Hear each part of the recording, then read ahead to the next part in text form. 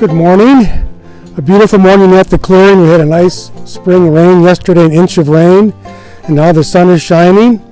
And here we have Gale wings, this beautiful little dainty wildflower called Gale wings because of the wings, these purple sepals, they're actually sepals, not petals, look like wings of a butterfly. Some people think it looks like an airplane, but a beautiful little plant with this foliage underneath that's evergreen. It'll last all through winter, and then in spring, when the new growth emerges, the old growth dies back.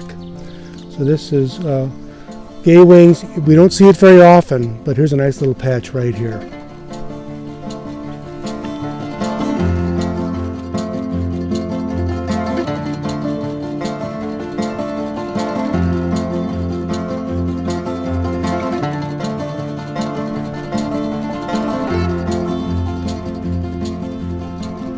This is early Meadow-Rue.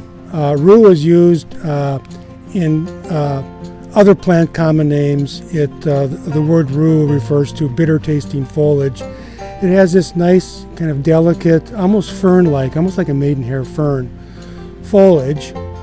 Grows about 2 feet tall usually. It has separate male and female plants. Here's another word for you for your next spelling test. The word for separate male and female plants is dioecious. That's Latin for two house. The male flowers, as you see right here, look like little hula skirts, yellowish, brownish toward the base. Beautiful little delicate flowers that dangle down and kind of dance in the wind. Really one of the nicest flowers.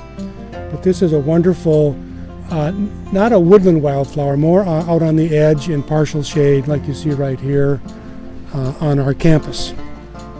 Okay, go ahead.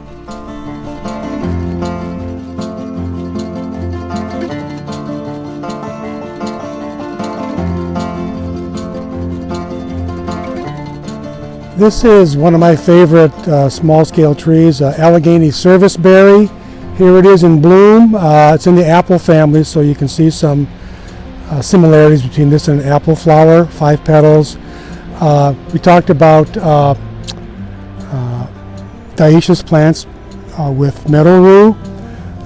There are also monoecious plants. That means one house, separate male and female flowers on the same plant. This is an example of a synoecious flower.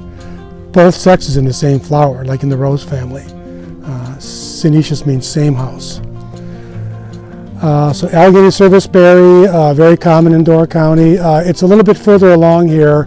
If we'd done this a few days ago even, you'd see a little bit of maroon in the emerging leaves. That's characteristic of Allegheny Serviceberry. These flowers will form fairly early in the summer a beautiful little purple berry, about the size of a small pea. Really tasty. Birds just love these berries, and they don't last very long. But if you can beat the birds to the fruit, it makes great pies, jams, jellies, things like that. But this is a wonderful Door County native, Allegheny Serviceberry.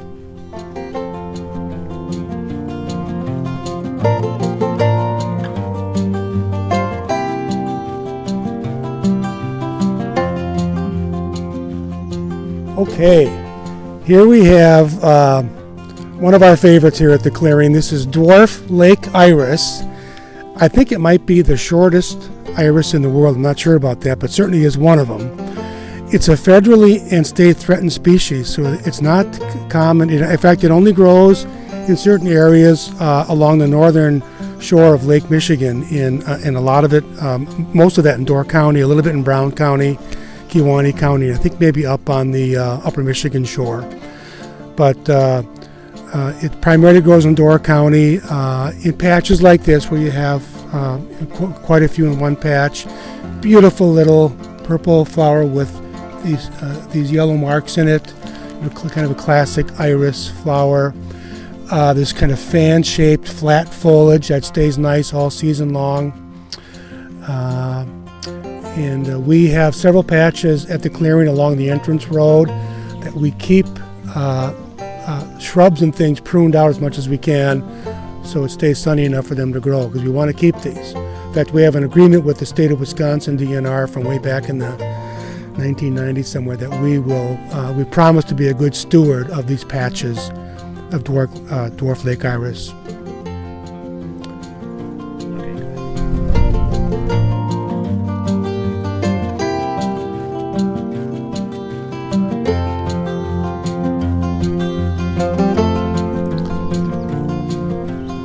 This is Pussytoes, or Antonaria. It's called Pussytoes because the flower clusters look like a cat's paw. Really interesting, kind of soft and fuzzy. Low growing, it likes open areas in meadows like this. It wants the sun, and it prefers kind of a lean, dry soil. So we see a lot of it in Door County because we have a lot of lean, dry soil. And here's your word for the day, it's allelopathic, which is a term used for chemical warfare among plants. It puts a chemical in the soil that limits or inhibits the growth of other plants around it to reduce competition.